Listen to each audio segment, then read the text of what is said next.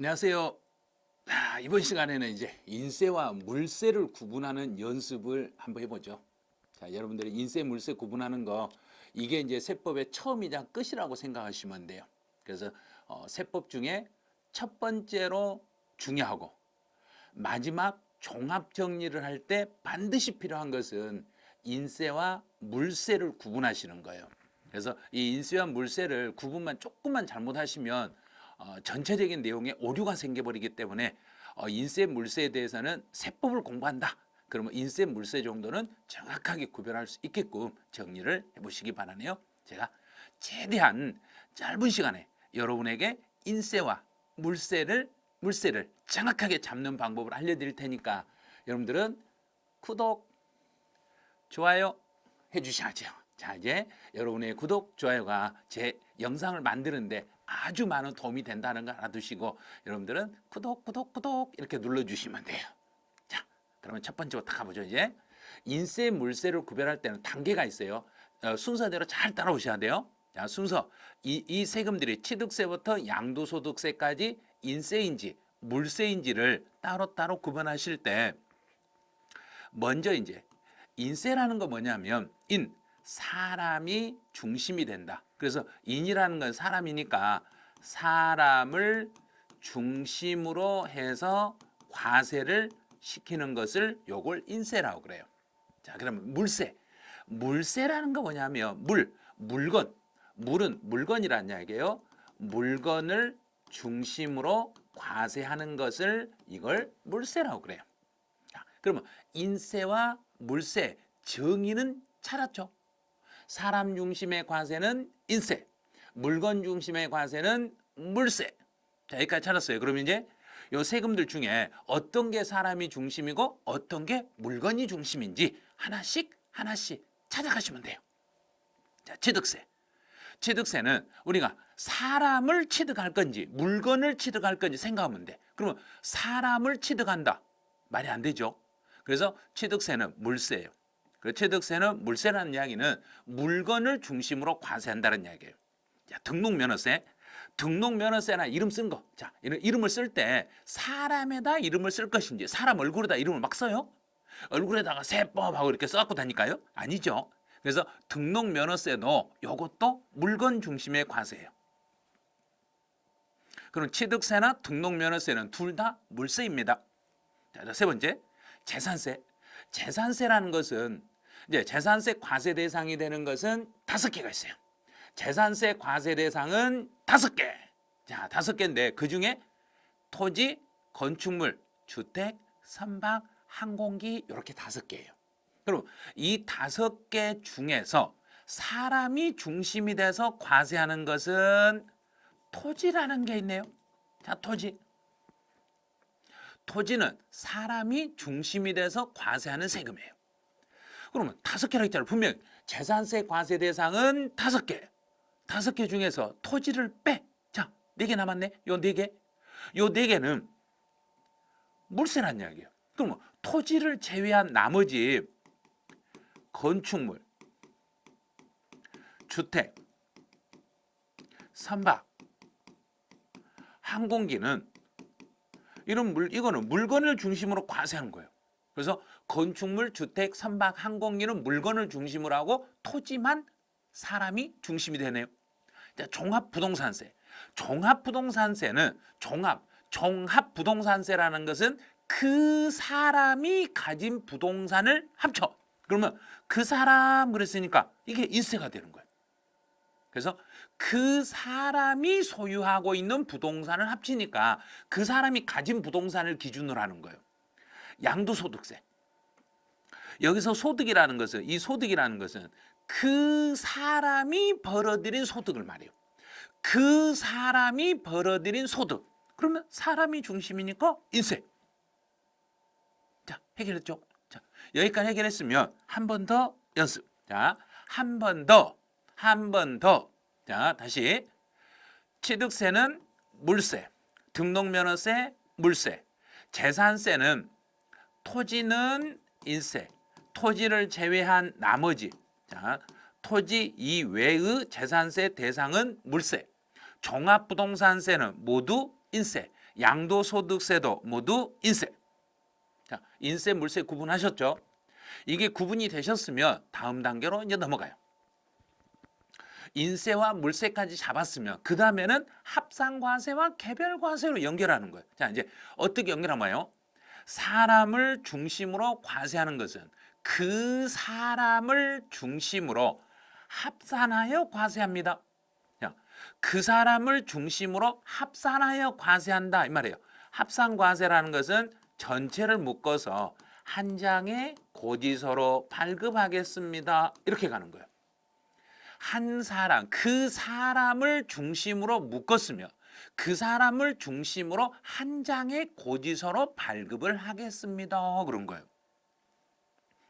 이제 물세로 가보죠. 물세라는 것은 물건을 중심으로 과세하니까 물건 한 개씩 한 개씩 개별적으로 과세하겠습니다. 그럼 개별 과세라는 이야기는 그 물건 한 개 한 개마다 각각의 고지서로 발급을 하겠습니다. 이 말이에요. 각각의 고지서로 발급하겠습니다. 인세는 합산과세고 한 장의 고지서로 만드는 거고 물세라는 것은 개별 과세이기 때문에 각각의 고지서로 발급하는 것을 물세라고 합니다. 이런 거예요. 자, 다시 인세는 합산과세, 물세는 개별과세로 연결이 됩니다. 자, 그럼 이제 연습. 취득세는 물세, 등록면허세 물세, 재산세는 토지는 인세, 토지를 제외한 나머지, 토지를 제외한 나머지는 물세, 종합부동산세 인세, 양도소득세 인세네요. 자, 그러면 인세 물세를 찾았으면 이제 합산과세와 개별과세로 가야죠. 그러면 개별과세, 물세는 개별과세니까 물세는 개별과세. 그럼 취득세는 개별과세. 취득세, 개별과세라는 것은 내가 물건을 취득하면 취득할 때마다 그때마다 세금을 따로따로 계산해서 신고한다는 이 말이에요. 개별과세니까 각각의 고지서죠. 물건을 취득할 때마다 그때마다 세금을 따로 계산하셔야 됩니다. 등록면허세도 물세네. 물세니까 개별과세. 재산세에서 토지는 합산과세. 그러면 재산세, 토지에 대한 재산세는 한 장의 고지서로 발급이 되고 토지를 제외한 나머지는 각각의 고지서로 발급이 되겠습니다. 토지를 제외한 나머지는 각각의 고지서로 발급됩니다. 종합부동산세는 인세네. 종합부동산세는 인세이기 때문에 모두 합산과세네. 그럼 모두 합산과세란 이야기는 여기는 종합부동산세 대상이 되는 것은 주택도 있고 토지도 있는데 그러면 주택과 토지를 더해서 한 장의 고지서로 발급하겠습니다. 그런 거예요. 그래서 종합부동산세는 한 장의 고지서 안에 주택분 세액과 토지분 세액을 따로 구분해 가지고 총 얼마의 세금이 나와요 하고 한 장의 고지서로 발급이 돼요. 양도소득세도 인세네요. 양도소득세도 인세이기 때문에 합산과세로 한 장의 고지서로 발급이 돼. 여기서 한 장이라는 것은 1월 1일부터 12월 31일까지 1년 동안 벌어들인 소득을 전체 1년치를 합산해가지고 한 장의 고지서로 만들겠습니다. 인세는 한 장의 고지서로 합쳐서 계산하는 거고 물세는 따로따로 계산하니까 물세의 형태라는 것은 각각의 세금 계산을 따로 하네요. 그래서 물세는 따로따로 세금을 계산하게 되시고 인세는 합산하여 전체를 묶어서 한 장의 고지서로 발급을 하시겠습니다. 이렇게 됐어요. 이제 인세는 합산과세, 물세는 개별과세로 연결하는 걸 알았죠. 이제 한 단계를 더 들어가 보죠. 자, 어디까지 연결되는가 잘 보세요. 인세, 물세, 합산과세, 개별과세, 초과 누진세율과 비례세율로 연결이 되는 거예요. 자, 그럼 이제 순서대로 가보죠. 인세는 합산과세로 연결이 돼서 한 장의 고지서로 발급한다 그랬죠. 그럼 인세는 합산과세고 전체를 묶어서 세금을 계산하기 때문에 많으면 많을수록 세율을 더 높은 율을 적용하기 때문에 합산과세에서는 주로 초과 누진세로 가겠습니다. 주로 초과 누진세로 가고 예외적으로 비례세율이 되는 경우도 있어요. 자, 그럼 이제 물세로 가보죠. 물세는 개별과세라고 했죠. 개별과세니까 각각의 고지서로 발급을 하겠습니다. 물세는 개별과세예요. 물세는 개별과세이고 세율은 주로 비례세율로 갑니다. 자, 다시 인세부터 인세는 합산과세고 초과 누진세율로, 물세는 개별과세이고 비례세율로 이렇게 움직여요. 그런데 100% 이렇게 적용되는 게 아니라 인세라고 해서 합산과세고 비례세율로 가는 것도 있고, 물세이고 개별과세라고 해서 초과 누진세율로 가는 것도 있긴 있어요. 있는데 주로 인세는 합산과세고 초과 누진세율로 연결이 되고, 물세는 개별과세이고 주로 비례세율로 연결이 되겠습니다. 이렇게 되는 거예요. 자, 그럼 이제 순서도 다시 취득세는 물세이고 개별과세고, 그럼 취득세는 물세이고 개별과세니까 쭉 건너가서 비례세율로 돼 있습니다. 등록면허세도 물세이고 개별과세니까 여기도 비례세율로 돼 있습니다. 재산세는 토지는 인세로 가죠. 토지는 인세, 토지를 제외한 나머지는 토지 이외는 물세로 갔네요. 그럼 토지는 합산과세죠. 토지를 제외한 나머지는 개별과세네요. 토지 이외는 개별과세요. 그럼 토지는 여기서 주의하셔야 돼. 이제 토지는 원칙적으로 토지가 초과 누진세율이 적용이 되는데, 예외적으로 토지 중에서 예외적으로 비례세율이 되는 게 있어요. 자, 예외적으로 분리과세 대상이 되는 토지는 비례세율로 가요. 그다음에 이제 물세면 건축물이나 주택이나 선박이나 항공기는 주로 요게 비례세율이에요. 그럼 비례세율로 가는데 건축물과 선박과 항공기는 비례세율을 적용해요. 그런데 예외적으로 개별과세이면서도 주택은 초과 누진세율로 가겠습니다. 주택만 초과 누진세율로 가요. 그래서 제일 어려운 게 재산세예요. 그래서 재산세가 주로 시험에 나오면 상당히 까다롭다는 걸 주의하셔야 돼요. 자, 종합부동산세는 인세라고 그랬죠.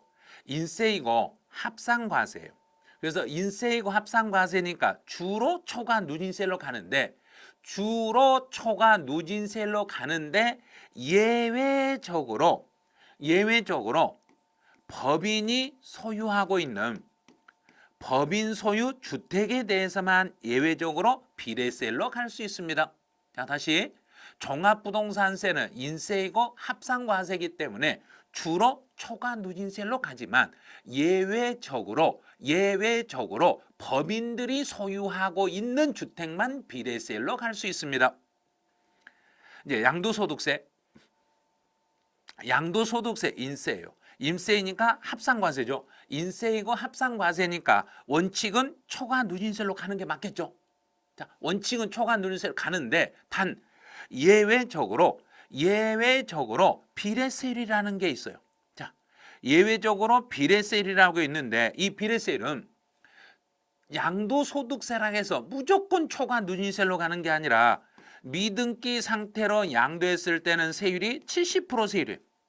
금액 크기에 상관없이 미등기로 팔면 70%만큼 세금을 물으셔야 돼요. 또 보유기간이 2년 미만 보유하고 팔았을 때도 비례세율로 가는 경우가 있어요. 그다음에 또 분양권에 대해서는 기간하고 상관없이 분양권들은 비례세율로 과세하겠습니다. 그래서 예외적으로 비례세율로 가는 것도 있더란 이야기예요. 상당히 복잡하죠. 그래서 종합부동산세는 인세이고 합산과세고 원래는 초과 누진세율이지만 법인들이 소유하는 주택만 비례세율로 가고, 양도소득세도 인세이고 합산과세면 초과 누진세율로 가는 게 원칙인데 예외적으로 비례세율로 가는 것도 있습니다. 그럼 주로 이제 시험 문제 나오는 게 재산세, 종합부동산세, 양도소득세 이 세 가지를 나겠죠. 복잡하잖아요, 조금. 우리가 생각했을 때 뭐 엄청 복잡하게 보이잖아요. 복잡하게 보이니까 이런 걸 위주로 출제하는 거예요. 자, 그러면 인세는 합산과세고 주로 초과 누진세율이고 예외적으로 비례세율을 적용할 수도 있고, 물세는 원칙은 개별과세고 비례세율이지만 예외적으로 물세일지라도 예외적으로 초과 누진세율로 가는 것도 있습니다. 자, 이렇게 구분하는 것을 한 딱 3번만 연습하세요. 제일 중요한 게 여기 표예요. 인세, 합산과세, 초과 누진세율, 물세, 개별과세, 비례세율이 이게 원칙이고 예외로 가는 것들이 있으니까 그 예외로 가는 것들이 시험 문제라고 생각하시면 돼요. 그래서 약간 인세, 물세는 구별하기 어렵지만 순서를 다시 인세, 합산과세, 초과 누진세율, 물세, 개별과세, 비례세율 이렇게 연습을 하시면 돼요. 그래서 무조건 인세라고 해서 초과 누진세율로 가는 게 아니고 예외적으로 비례세율도 있다. 물세라고 해서 무조건 비례세율로 가는 게 아니라 예외적으로 초과 누진세율로 가는 것도 있습니다. 이렇게 연습하시면 돼. 자, 인세와 물세가 왜 제가 처음 시작할 때 처음 시작과 끝이 인세, 물세라는 걸 말해드린 게 있죠. 그래서 세법의 종합 정리가 완벽하게 끝나는 분이 인세, 물세를 잡는 순간 완벽하게 끝나고 인세, 물세를 잡지 못하는 순간 세법의 흐름을 잡을 수가 없다는 이야기예요. 그래서 세법의 흐름을 잡으려면 인세, 물세를 상당히 많이 연습을 하셔야 돼요. 그래서 오늘 이 영상을 들으시면서 여러분은 인세, 물세를 잡아가지고 세법의 종합 정리를 다 하실 수 있기를 바라래요. 자, 그럼 이제 마지막으로 제가 해드릴 수 있는 거. 사람들이 둘러대는 변명 중에서도 가장 어리석고 못된 그 변명은 시간이 없어서요. 시간이 없어서라는 변명입니다. 시간이 없는 게 아니라 이제 예를 들어서 전철을 타고 어디를 가시거나 또 잠깐 시내버스 타고 어디를 갈 때 유튜브 영상에서 단 10분, 15분만 이 영상을 보면서 인세, 물세를 구별하신다면 여러분은 인세, 물세를 잡을 수도 있고 세법도 잡을 수 있다는 이야기예요. 그래서 이 세법이 안 되면 송원세법을 찾아주시라는 것. 그래서 제가 여러분의 세법을 확실하게 잡아드릴 테니까 여러분은 구독, 좋아요 부탁드립니다. 자, 오늘의 영상은 여기서 마치고 다음에 또 다른 새로운 영상으로 찾아뵙기를 하죠. 자, 오늘 여러분들 수고하셨습니다. 자, 안녕.